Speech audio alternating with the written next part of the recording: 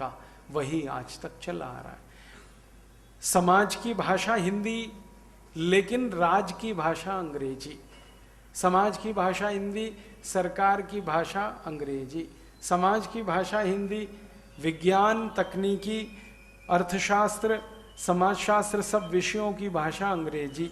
समाज की भाषा हिंदी, लेकिन स्कूल कॉलेजों की भाषा अंग्रेजी। समाज की भाषा हिंदी, लेकिन न्यायालयों की भाषा अंग्रेजी। समाज की भाषा हिंदी, लेकिन संसद की भाषा अंग्रेजी। ये सब 1853 वाले कानून के प्रतिरूप हैं। मुझे नहीं लगता कि मैकॉले मर गया है, उसी की आत्मा है जो हम सब में प्रवेश कर गई। मैं अपने आप को भी उसमें मानता हूं, अलग नहीं मानता, क्योंकि हम सब उसी अंग्रेजी शिक्षा में से पढ़कर निकले हैं ना, इसलिए मुझे परिचय देने में अच्छा नहीं लगता। कोई वो सम्मानजनक नहीं है। हम अपनी डिग्रियां बताते हैं, वो एक तरह से अंग्रेजों का सम्मान बढ़ाते हैं, उसमें भारत का सम्मान नहीं है। क्योंकि ये डिग्रियां तो सब अंग्रेज बना के गए ना, BA, BCom, BSc, BTech, MTech, MBA, BBA, ये तो सब अंग्रेजों की बनाई हुई। इन्हीं को तो गाते हैं ना हम हर जगह व्याख्यान के पहले। मुझे बिल्कुल नहीं अच्छा लगता कि आप इसको गाएं और फिर सबको इसका हैसियत बताएं कि देखो ये कितना ऊंचा आदमी है, क्योंकि अंग्रेजों के बनाए हुए कागज के टुकड़े हैं इसके पास। भले ऊपर पूरा खाली है, लेकिन कागज के कुछ टुकड़े हैं हमारे पास।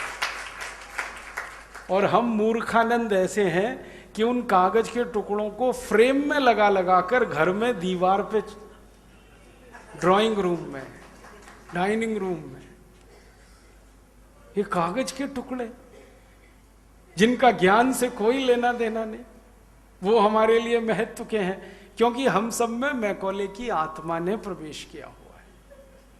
सच कह रहा हूं आपसे, आज हिंदी दिवस है तो अपनी आत्मालोचन भी हमें करने की जरूरत है। और अगर नहीं मैकॉले की आत्मा हम में आई होती तो हमारे बच्चे कभी भी मम्मी डैडी नहीं बोल रहे होते, ना कभी मम्मी पापा बोल रहे होते। ना मम्मी का अर्थ मालूम है, ना डैडी का अर्थ मालूम, बोल रहे हैं बस। मम्मी का अर्थ होता है मरा हुआ, जिसमें से जान निकल जाए वो मम्मी होती है। और हम अपनी जीती जागती माँ को मम्मी मम्मी बोल के मार डालने की तैयारी, हमें मैकॉले ने प्रवेश कर रखा। डैडी माने होता है मरे हुए जैसा, अंग्रेजी शब्द है डैड माने मरा हुआ, डैडी मरे हुए जैसा। तो डैडी बोल रहे हैं, मम्मी बोल रहे हैं, आंटी बोल रहे हैं, अंकल बोल रहे हैं, जिसका कोई मतलब नहीं है। कोई नहीं बता सकता कि आंटी का मतलब चाची है कि ताई है कि बुआ है कि फूफी है कि मामी है कि मौसी है, या ये सब है।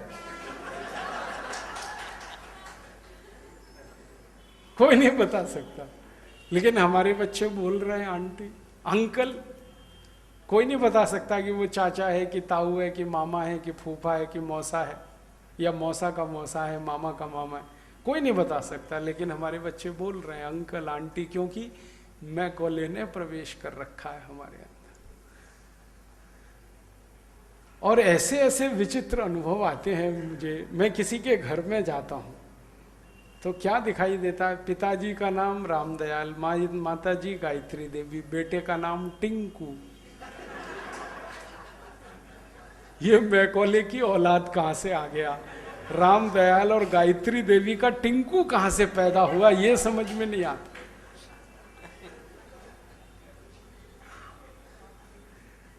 और अंग्रेजी डिक्शनरी अगर आप देखोगे तो टिंकू का अर्थ है आवारा लड़का।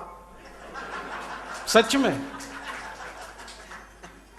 अंग्रेजी डिक्शनरी में टिंकू का मतलब है आवारा लड़का, जो बाप की ना सुने, माँ की ना सुने, घर के बाहर रहे, वो टिंकू है।